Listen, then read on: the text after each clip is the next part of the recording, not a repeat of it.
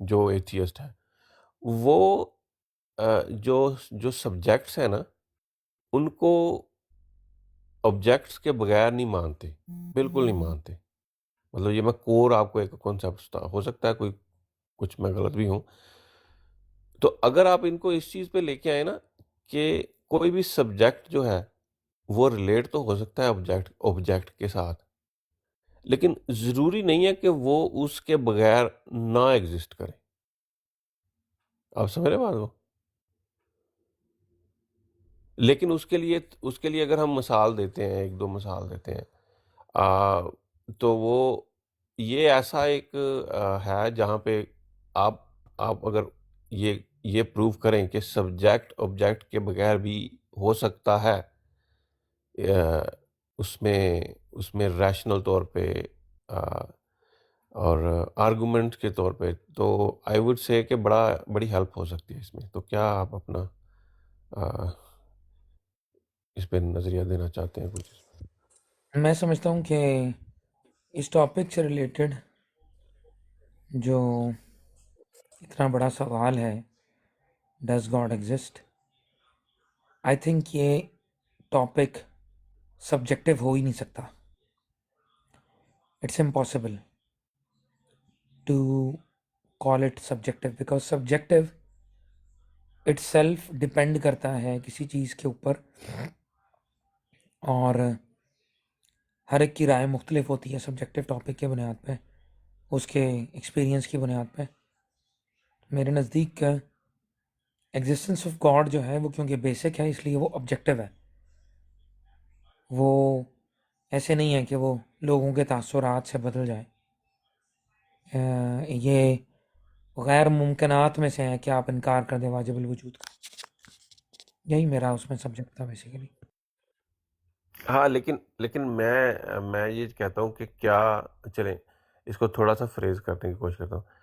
क्या हम खुदा को एज ए ऑब्जेक्ट ले सकते हैं? मैं वो समझाने के लिए नहीं कह रहा, ठीक है, लोगों को नहीं नहीं समझाने के नहीं ले लिए सकते, नहीं नहीं ले ले सकते सकते, ना। लेकिन हाँ, उसके उसके जो कॉन्सेप्ट है उसको समझने के लिए उसको ऑब्जेक्टिव पोजीशन में लाना पड़ेगा। नहीं, लेकिन वो बजाते जब आप खुद लेके आते हैं खुदा ना, को जब आप आप रद्द नहीं ले कर आए, सकते। जी जी, जब आप लेके आते हैं वो डाउट का फायदा उठा लेते हैं। आपको भी पता है, बड़ी अच्छी तरह जानते हैं आप। तो आ, क्या हम कोई ऐसी समझाने के लिए सिर्फ कोई मिसाल दे सकते हैं जहाँ पे जो आप भी समझते हैं कि देखें, जो कोर ग्राउंड्स है ना दीन की, उसमें हम क्रिएटर को सिफ्त सिफ्त के लिहाज से समझाते हैं, सिफ्त के लिहाज से, ठीक है। को कभी ऐसा नहीं हुआ कि हम ऑब्जेक्ट के लिहाज से समझाएं कि खुदा की सिफ्त जो है उसी से वो पहचाना जाता है। ना सिर्फ ये कि उसकी सिफ्त, बल्कि जो सिफ्त हम समझ रहे हैं जो इंसानों पे अप्लाई होती हैं, उसका खुदा की सिफ्त के साथ कोई रिलेशन नहीं होना चाहिए। वो भी एक दूसरा लेवल है।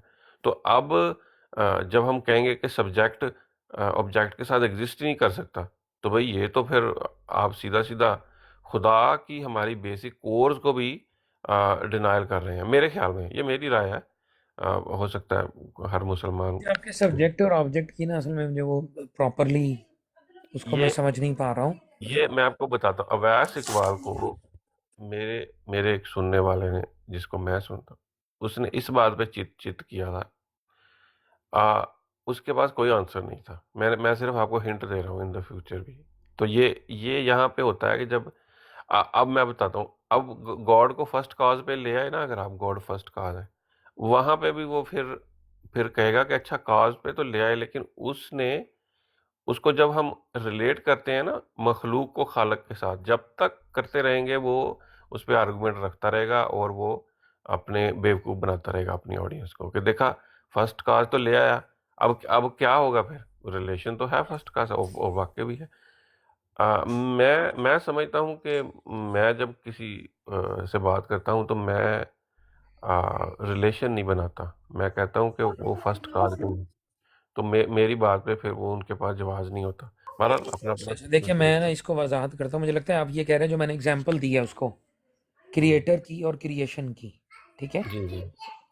देखिए अब जो आर्ग्यूमेंट्स है ना, वो रेवलेशन से भी दिए जा सकते हैं, ठीक है, जी, रिवील्ड जी। नॉलेज से भी दिए जा सकते हैं। लेकिन प्रॉब्लम उसके अंदर जो सबसे बड़ा बैरियर होता है ना, वो ये होता है कि रेवलेशन के ऊपर जब तक आप एक बेसिक लॉजिक जनरेट ना कर दें गुफ्तगू का, आप एक पैराडाइम के अंदर एक चीज़ को ला नहीं सकते। मुझे मौलिदों के एतराज़ात इस्लाम पर उनको क्लैरिफाई करने में कोई इशू नहीं है किसी किस्म का भी, अगर डिस्कशन हो रही हो तो, ठीक है। अगर मैं आंसरिंग पोजीशन में हूँ और मैं बेसिकली उसका दिफा कर रहा हूँ, उसकी वकालत कर रहा हूँ, ठीक है, दिफा कर रहा हूँ ना कि वकालत कर रहा हूँ, तो उसमें कोई इशू नहीं है। अगर कोई मुल्लिद आए और मेरे से सवाल पूछे, मैं उसका जवाब दूंगा बगैर उससे सवाल पूछे। लेकिन जब आप एक डेकोरम रख देते हैं डिबेट का, तो डिबेट के जो कह लें कि डायमेंशंस होती हैं वो टोटली डिफरेंट होती हैं डिस्कशन से। डिस्कशन में आप अपना मुद्दा समझाने की कोशिश करते हैं बगैर अगले को गलत साबित किए। डिबेट के अंदर आपने दोनों काम करने होते हैं, अगले का क्लेम भी गलत साबित करना होता है, अपने क्लेम को मनवाना भी होता है। इसलिए उसके अंदर आप बड़े जो असूल होते हैं वो बड़े ध्यान से बनाते हैं कि कोई ऐसा असूल नहीं होना चाहिए जो कि आपको सेल्फ कॉन्ट्राडिक्ट कर दे। अब जो मिसालें मैंने दी वो इस पर्सपेक्टिव से दी, मैं समझता हूँ कि वो बेसिक बातें हैं। जैसे उसने सवाल किया, बड़ा अच्छा सवाल था, लेकिन उसने मुझे उसे पूरा नहीं करने दिया, 2-3 जगह पे टोका। उसने कहा कि इस यूनिवर्स को क्रिएट करने का पर्पस क्या है।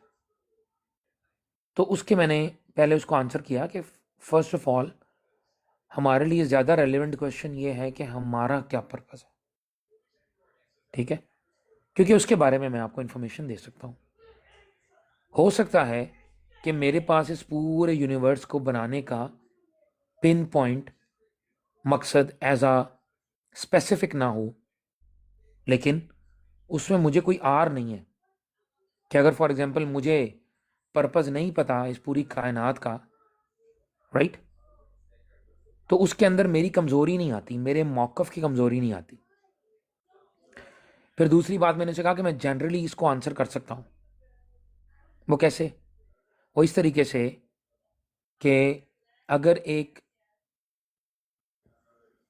क्रिएटर जो कि इस दुनिया में है, कोई आर्टिस्ट है, कोई भी इस दुनिया का क्रिएटर कोई कह लें, कंटिंजेंट क्रिएटर, जब कंटिंजेंट क्रिएटर जो है वो अपनी क्रिएटेड चीज़ से ओबीडियंस तलब करता है ना, तो जो नॉन कंटिंजेंट क्रिएटर है बदरजे ऊला, उसका स्टैंडर्ड उससे हाई ही होना चाहिए। तो क्रिएशन का मकसद होता है क्रिएटर की ओबीडियंस, ये उसका सबसे पहला मकसद है, सबसे पहली चीज़। और ये कुरान से मखज करते हैं, रैशनल को भी छोड़ के। आदम और इब्लीस का किस्सा हमारे सामने है। ये बड़ा अच्छा, मैं ये बताने लगा था, ये तो वन ऑफ द बेस्ट आपका आर्गुमेंट था, ये जो आपने सबमिशन वाला बताया ना, जी ये जी। ये ये बड़ा बेस्ट, सबसे बेस्ट था। और ये उसी पे भी अप्लाई हुआ था, आपने ट्राई किया लेकिन वो बात उधर काट दी उसने गई मुझे है। टोक दिया, हाँ, उसने मुझे वो दो वो तीन दफा टोका है, ह्यूमंस पे क्योंकि मैं अप्लाई इसको हुआ। दो तरीके से आंसर करना चाह रहा था, क्योंकि वो ना बार बार सॉरी वो बार बार कुरान की तरफ जा रहा था, और मुझे मसला नहीं था कुरान डिस्कस करने का उसके साथ। जो दलाइल मैं दे रहा था मैं कुरान से ही दे रहा था, लेकिन सिर्फ और सिर्फ उस चीज़ को रैशनल दिखाने के लिए और बनाने के लिए, ठीक है। अब आपको पता है अच्छे तरीके से, आप साहिब इल्म में, कंटेंजेंसी आर्ग्यूमेंट मुझे किसी साइंसदान ने नहीं सिखाया। कंटेंजेंसी आर्ग्यूमेंट इब्राहिम अलैहिस्सलाम ने सिखाया हुआ है कुरान में, कि जब उन्होंने देखा सितारे की तरफ तो क्या नहीं, कहा वो आपकी बात सही है, कि ये आपने मेरा खुदा उसको हो सकता है, उसको राइट। ना लेकिन इस जब वो तरह डूब गया, जब वो डूब गया तो कहा कि ये खुदा नहीं हो सकता। क्यों? क्योंकि खुदा के ये शायान शान नहीं है कि वो अपनी पोजीशन को चेंज कर दे, उसको ज़रूरत नहीं है कि वो अपने तमाम तर इल्म और माइट के बावजूद अपनी स्टेट बदल दे। क्योंकि अगर वो अपनी स्टेट बदलता है ना, तो हर चीज़ अपनी स्टेट को जब बदलती है तो वो पहली स्टेट को इम्परफेक्ट साबित करने के बाद बदलती है, बेहतरी की तरफ या बदतरी की तरफ, जिस तरफ भी जाए।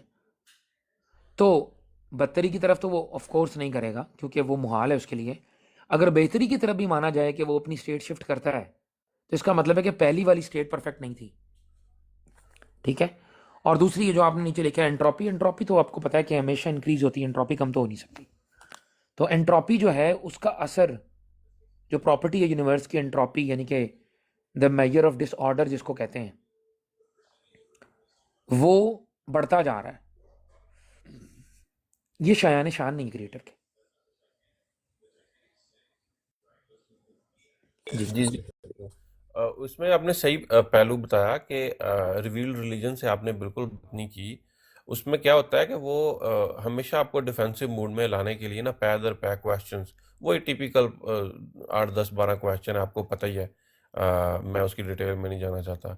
वो तो उंगलियों पे याद होते हैं। उसमें फिर डीमोरलाइज और पर्सनल करेक्टर अटैक्स, जिसमें आपको गुस्सा दिलाना शामिल होता है, तो फिर आप ताकि भटक जाएं अपनी उससे जो अपने पैरामीटर सेट किए हैं ना, ये एक तरीका होता है।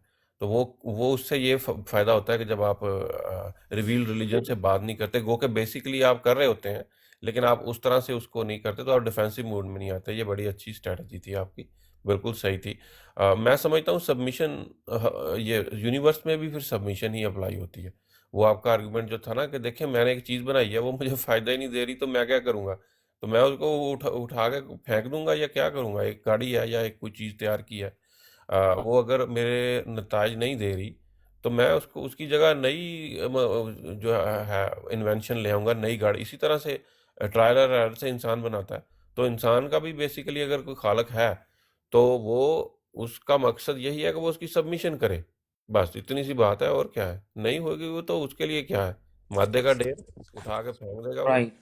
बिल्कुल और बिल्कुल देखें सही। उसने जो सवाल हाँ पूछा था भाई। ना कि खालिक की ओबीडियंस का मखलूक को क्या फ़ायदा है, तो इसका जवाब मैंने उसे दिया था, ये मखलूक की बेहतरी के लिए है। क्योंकि खालिक बेहतर जानता है कि उसके लिए मखलूक के लिए क्या बेहतर है। जिस तरह फॉर एग्जांपल कि एक रोबोट है, उस रोबोट को बनाया गया खुश्की के लिए। अगर वो रोबोट तरी में जाएगा, तो जाहिर सी बात है कि वो उस सिस्टम से, जिसके लिए वो डिज़ाइन ही नहीं हुआ बाहर निकल जाएगा। नुकसान किसको होगा? रोबोट को। रोबोट तबाह हो जाएगा, उसकी मशीनरी तबाह हो जाएगी। तो उसके लिए ऑप्टिमम परफॉर्मेंस वो होगी जो पैरामीटर्स क्रिएटर ने उसके लिए ऑप्टिमम तय किए हैं। तो अव्वलीन फ़ायदा तो उसी को है। अच्छा, दूसरी बात यह है कि जिस क्रिएटर की हम बात कर रहे हैं, वो इस फ़ायदे या नुकसान से बालातर है। नुकसान तो पहुंचा ही नहीं सकता। नुकसान तो इस दुनिया के अंदर मौजूद जो क्रिएटर्स हैं, जो कि खुद क्रिएटेड क्रिएटर्स हैं, उनको नहीं उनकी तकलीफ पहुंचा सकती नुकसान, राइट। तो जो नॉन कंटेंजेंट है, उसका फॉर्मूला ये है कि उसे बेसिकली कोई ना कोई फ़ायदा दे सकता है ना कोई नुकसान। उसका कोई फ़ायदा या नुकसान नहीं है इसके अंदर, ठीक है। अच्छा, एक चीज़ जो कि मुझे उधर थोड़ा सा उसने डिविएट कर दिया, नहीं तो मैंने एक्सप्रेशन पे जाना था कि फिर क्रिएटर का मकसद जो है वो क्या है। भाई एक परफेक्ट क्रिएटर है, जो सबसे इंपॉर्टेंट चीज़ होती है ना परफेक्शन की, वो होता है एक्सप्रेशन। तो ये जो क्रिएशन है ना उसकी, वो उसकी एक्सप्रेशन हो सकती है, बल्कि इसकी एक्सप्रेशन है, ठीक है। उसकी एक्सप्रेसिवनेस है। कई दफ़ा जो परफेक्ट क्रिएटर्स होते हैं, लियोनार्डो डिविंची हो गया, इसके अलावा और जो हो गए, वो पहले ही तस्वीरें बना के इतने आला मुकाम पे पहुंच चुके होते हैं कि उनको बीट नहीं कर सकता। लेकिन वो क्रिएट करते हैं चीज़ों को सिर्फ और सिर्फ अपनी एक्सप्रेशन के लिए। तो लेकिन उसने वो बात मुकम्मल नहीं होने दी, क्योंकि मैंने उसके दो पहलू बयान करने थे कि भाई मेरा और आपका मकसद तो ये होना चाहिए कि मेरा और आपका मकसद क्या है, मेरा और आपका पर्पज़ क्या है। अगर वो इस बात को मुझे कंप्लीट करने देता और बीच में टोकता ना, तो मैंने जब उसके सामने ओबीडियंस रखनी थी ना, तो उसको समझ आ जाना था कि अगर मैं ये चाह रहा हूँ कि ओबीडियंस हो, तो ज़ाहिर है खालिक चाहेगा ओबीडियंस हो। अगर मेरी क्रिएशन के लिए ओबीडियंस मस्ट है, मिनिमम है, मिनिमम रिक्वायरमेंट है किसी क्रिएटर की अपनी क्रिएशन से, कि वो उसकी ओबीडियंट हो। इसमें कोई हर्ज नहीं है फिर मानने में कि उसने जो जो कुछ तख्लीक किया है वो उसके ताबे तभी हो सकती है जब वो उसकी ओबीडियंस के मेयार पे पूरी उतरे। और इंसान के अलावा बाकी तमाम जितनी भी हमारी क्रिएशन है, मतलब अल्लाह की जो क्रिएशन है, वो उसकी ओबीडियंट है, because they don't have the free will.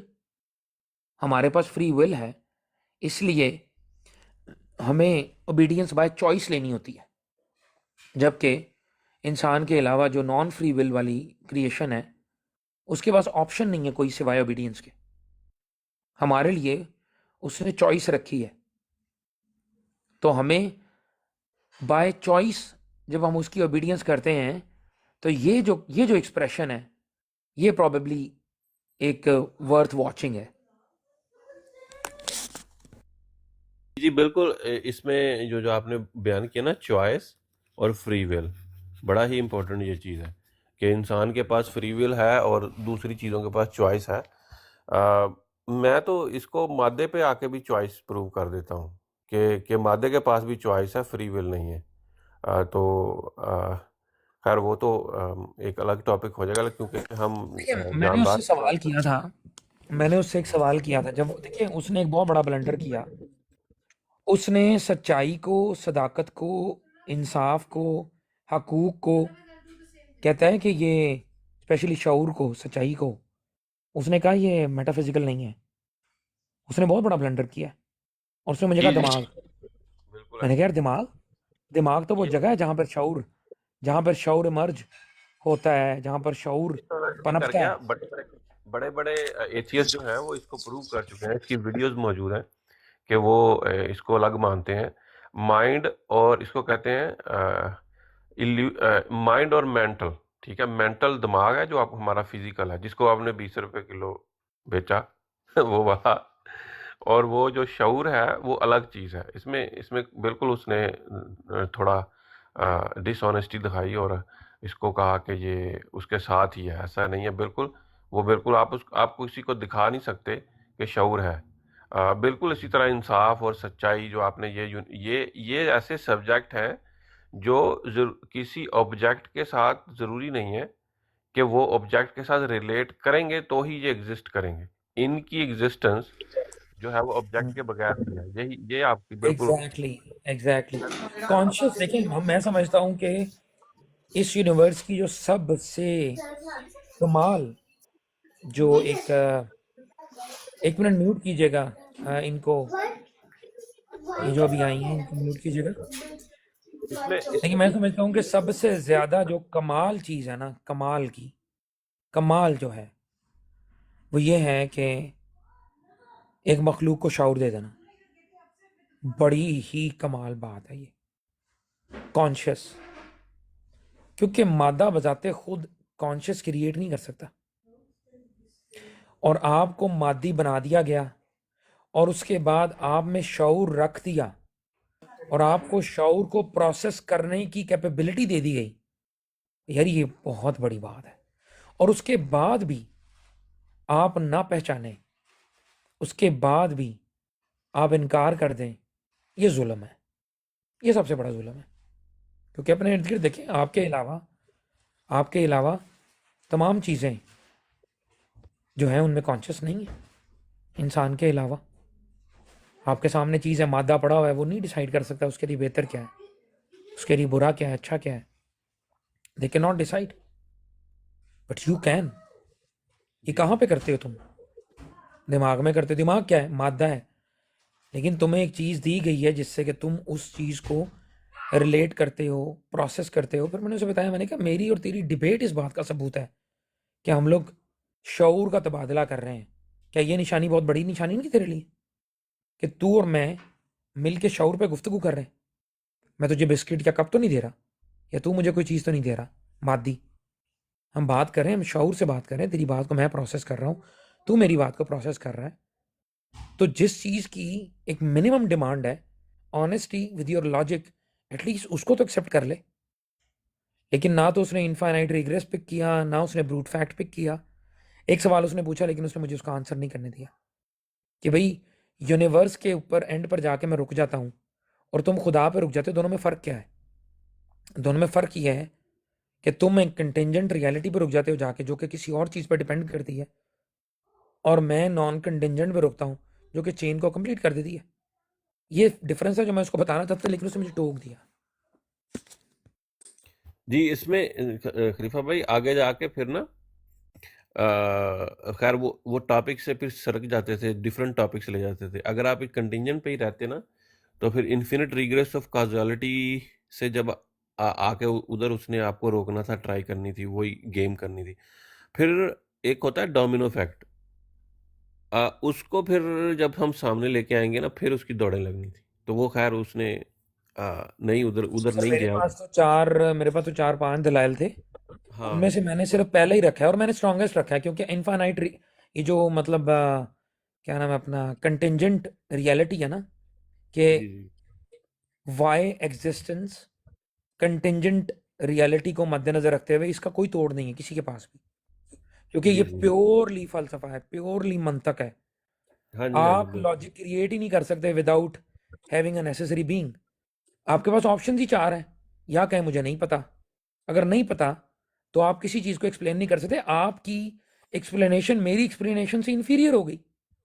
ठीक हो ऐसा गया? ही है। उसको अगर आप आपने डिडक्शन पे भी ले जाना था फिर आपने, मुझे यही लग रहा है, रैशनल सर वो में। उस तरफ आता अगर, तो देखिए उसने एक बात की। उसने कहा कि क्योंकि एवरीथिंग विच इज़ क्रिएटेड जो है वो कंटिंजेंट होती है, sorry, everything which exist is contingent. Hmm, क्योंकि गॉड भी एग्जिस्ट करता है, इसलिए उसका भी कंटिंजेंट होना चाहिए।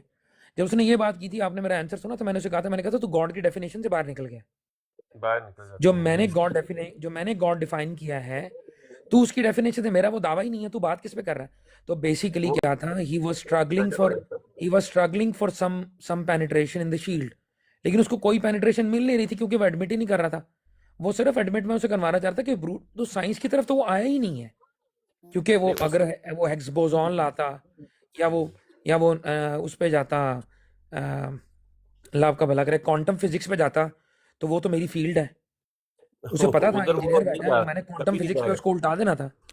क्वांटम पे नहीं जाते वो उधर से वो हमेशा सर ये गया भागेंगे। था सर ये गया था क्वांटम फिजिक्स का इसने सवाल, हिग्स इसने ना एक डिबेटर को हैग्स बोसॉन पेश कर दिया था, वो जो पार्टिकल है ना जो सन ने देखा जी था, जी। वो उसने उसको पेश कर दिया। वो उस बंदे को शायद उसका नॉलेज नहीं था, तो वो आगे से खामोश हो गया। नहीं, वो हालांकि हैग्स डॉक्टर साहब हैं, उनको किया था उन्होंने, अच्छी खासी फिर तलाश की सुफियान थी। को, हाँ, डॉक्टर सुफियान को नहीं पता था। लेकिन अगर वो आर्ग्यूमेंट मेरे सामने पेश करता ना हिग्स बोसॉन का, तो वो बड़ा ही जबरदस्त, मैंने उसको उल्टाना था वहां पे। मैं उसे रिजर्व रखता हूँ, क्योंकि सही है। जो क्वांटम, देर इज अ, मैं हिंट देता हूँ, जो आप ना बताएं, क्वांटम नथिंग, मुझे पता है, इसको रखें अपने पास, दैट्स वेरी गुड थिंग, वो नहीं नहीं, छोड़ दें। कोई ऐसा इशू नहीं है। वो भी लोया तोड़ है, कोई नहीं रोक सकता उसको भी। देखिए जो हम्म, क्वांटम नथिंग है ना, जो क्वांटम नथिंग है उसमें और फिलोसफिकल नथिंग में बहुत फर्क है, जमीन आसमान का फर्क है।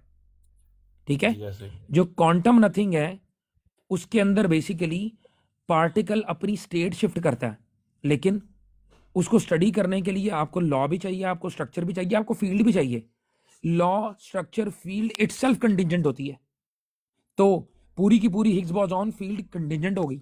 जब वो कंटिंजेंट हो गई, तो हम पूछेंगे ये कि हिग्स बोसॉन को ये प्रॉपर्टी देने वाला कौन है, कि जब उसके अंदर से पार्टिकल मूव होता है तो उसमें मैस ऐड हो जाता है। अगर वो लेस स्पीड से मूव होता है तो लेस मैस ऐड हो जाता है। तो ये चीज़ें सिर्फ और सिर्फ स्टेट बदलती है, क्योंकि जो आपकी क्वांटम फील्ड होती है वो बेसिकली स्टेट के चेंज को देखती है। ठीक है? वो कोई चीज़ नए सिरे से अदम से वजूद में नहीं ला सकती। हम्म, वो उसी जगह पर जो एनर्जी मौजूद होती है उसको कन्वर्ट करती है पार्टिकल के मास में, दैट्स ऑल। वो एनर्जी कहाँ से आई?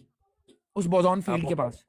जो गॉड पार्टिकल है बिल्कुल, और इसमें क्वांटम एंटेंगलमेंट भी शामिल कर दिया, वो भी थोड़ा सर समझ लीजिए। वो अगर क्वांटम इंटेंगलमेंट ले आता तो मर जाता वहां पे, वो क्योंकि मैंने उससे पूछना मैं था। तभी बता रहा, क्वांटम एंटेंगलमेंट पे खत्म हो गई बादल। नहीं वो हाँ, मैंने उससे सिर्फ एक सवाल करना था कि मुझे सिर्फ वेव और पार्टिकल में फर्क बता दे, मैं समझ जाऊंगा कि तुझे पता भी है कुछ के नहीं पता। अगर उसको तुझे खुद को वेव नहीं पता में होगा और पार्टिकल वो। में फर्क नहीं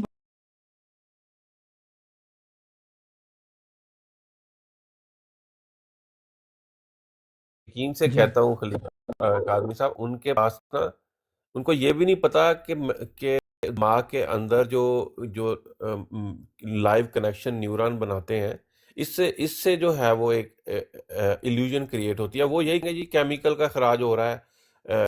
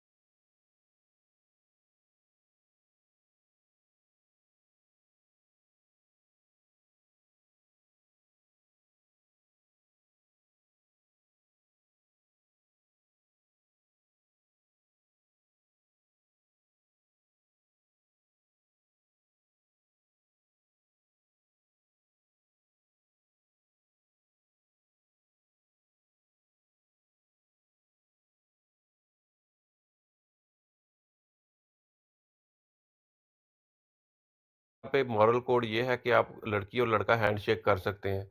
एक जगह पे मॉरल कोड है, नहीं कर सकते।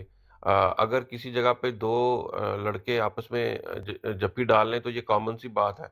लेकिन किसी कल्चर में ये फिर उस चीज़ की निशानी भी है कुछ, जिसे दीन मना करता है। तो वो उसको फिर यही बाद में आर्गुमेंट से वो फँस जाते हैं कि हमारे पास जब ये पहचान ही नहीं है, तो हमारे लिए तो ये सबमिशन के अलावा कोई और चारा ही नहीं है कि एक मॉरल कोड हमारे पास ऐसा हो जो स्टैंडर्ड हो, जिस पे ना हम ऊँच-नीच कर सकते हो, ना नीचे कर सकते हो उसको, उसी को फ़ॉलो करें क्योंकि हमारे पास तो सर्टेन मॉरल कोड हो ही नहीं सकता।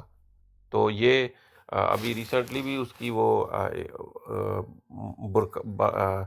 एक अमेरिकन वो है उनके साथ एक डिबेट हुई है बहस की।